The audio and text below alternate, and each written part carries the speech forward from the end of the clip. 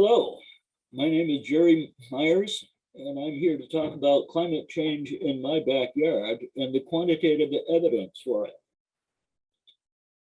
My objective is to see how my experience is reflected in real data.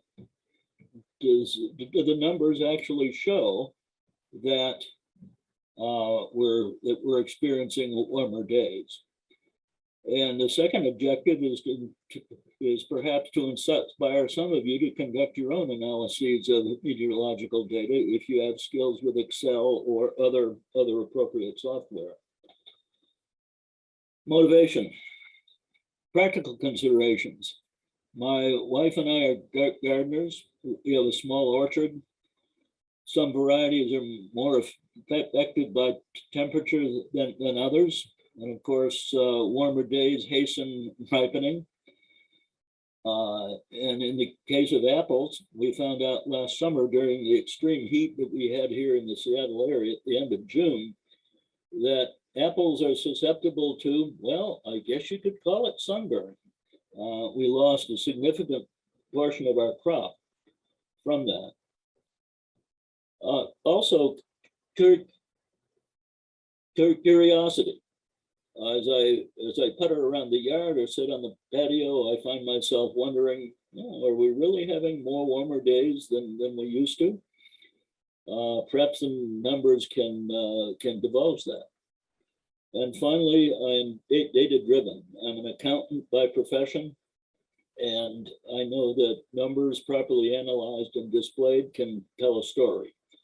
And I'm interested in finding out what sort of story that the temperature data tells us. The data, okay, I have a Davis Vantage Pro weather station. Actually, I have a Vantage Pro 2 now. I've upgraded since I did this analysis. I have 16 successive summers, June, July, and August from 2006 through 2021. 735 observations from the first 8 years. I'm short, June 1st, 2010 for some reason, and 736 observations for 2014 to 2021.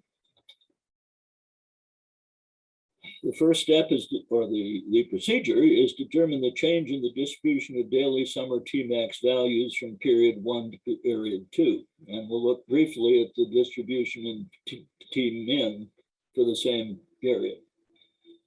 I downloaded the Tmax and Tmin data from the Davis WeatherLink software into Excel. I use the basic statistical functions in Excel to find average, maximum, etc. And I use the Excel frequency function to determine the temperature distribution. Here are some basic statistics for the two 8-year time spans. Note the mode, which is of course the most frequently observed observation. 74 in the first 8-year time span, 84 in the second. So clearly temperatures have gone up, and you'll also see increases in each of the other statistics there. The change in frequency distribution for Tmax is even more obvious here. The horizontal axis is the temperatures in 1 degree intervals. The vertical axis is the number of days in each of the time spans that temperature was observed. And it's fairly obvious that from about 74 degrees on up, the increase in numbers of days with that temperature increases substantially. A different perspective on this, if we look at it this way, we see that we had 119 fewer Tmax observations less than or equal to 77, and 119 more greater than equal to 78. Now that's a 16% increase in quote unquote warmer days. And note there that the aggregation on this slide and on the one just before is a bit different. The actual total numbers of observations are exactly the same. How about team and men? Well, what do we observe there? Well, effectively the same thing. And we see that the number of warmer nights, 119, is roughly 16%, essentially equal to the change in the distribution that we had for Team Max. And when the sun doesn't go down until after 9 o'clock, if it only gets down to 65 or 70, that's not all that low. What happens if we use official data? SeaTac Airport is close, about 5 miles due west of us. I can see the SeaTac control tower from my house. And the correlation coefficient between SeaTac data and mine is about 0.95 or higher. So it's very, very similar. Seems logical to expect similar results. Let's see what the data show. Exactly what we expected. We have 131 more T-max observations, greater than or equal to 74, and the same number, of course, less than or equal to 73. And note there that the highest stack on the warm side is 84, which is exactly what we found the mode would be in the statistics I analyzed. What about a longer time span with more data? I analyzed 70 years of SeaTac data, split into two 35-year segments, shows the same general result over the full time span.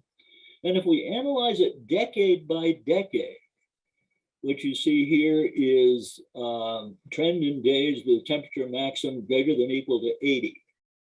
And I can take any of the Tmax values, substitute any one you want, 72, 83, 95, and you'll get a trend that looks essentially the same as this. What about other sites? Is this just us, or is this something that we would observe elsewhere? Well, I looked at least 8, probably more, but I have 8 listed here.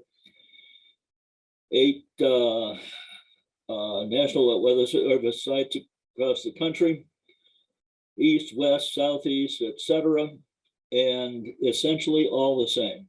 Obviously different exact numbers, but the same trends. Clearly, geographical location does not seem to influence the results. So in summary, I guess I would say, even if individual Tmax records are not being broken, and I didn't examine that, we have sort of a double whammy. Not only are there more warm days, but some, perhaps lots of those, are warmer. It's not just our imagination. And there are fewer cool days, and they aren't as cool as they once were. And there are more warmer nights.